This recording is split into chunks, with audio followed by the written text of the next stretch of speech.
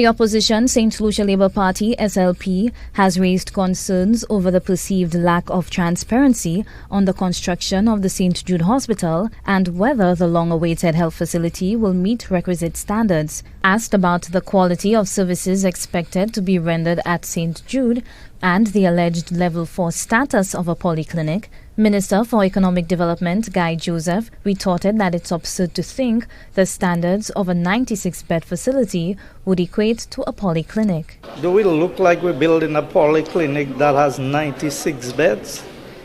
I mean, we have to be realistic. When people, for their own political mischief, will try and change around the reality. I have never heard of a 96-bed polyclinic with all kinds of services, operating theaters. I mean, we gave a complete breakdown of each of the sections of the hospital that is being built and the services that are being offered. It means that when information is given, the information is not taken for the value of the information.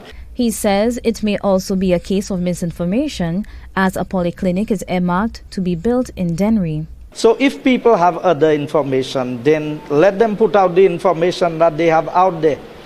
But I believe that the media needs to be more responsible in what they are going to ask me, because we have put out what the plans are for the hospital. We never said we were building a polyclinic. We said we're building a polyclinic in Dennery. So I don't know whether people are mistaking what's happening in Dennery for what is happening at St. Jude. Despite the Economic Development Minister's efforts to dismiss the allegations, leader of opposition business in the upper house, Senator Joachim Henry, says Joseph owes the public an explanation. But if you follow closely the commencement, the statements he has made from the commencement of this problem on St. Jude, he has misled himself all the way. Certainly, if he subscribed to our national health strategy, a level 4 hospital is a polyclinic. There isn't an international classification for hospital because each jurisdiction would have their own classification.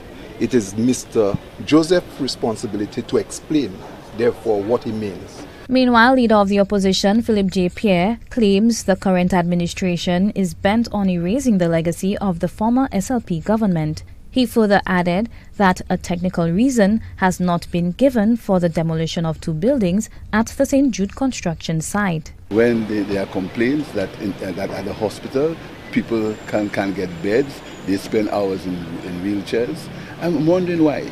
There's been no technical reason by any technocrat why these buildings are being destroyed. The minister said so. As far as I know, the minister is in no position to decide what buildings have to be destroyed. Pierre calls the state of affairs at the site heartbreaking and callous given the millions spent on the buildings. So the destruction of the hospital costing millions of dollars.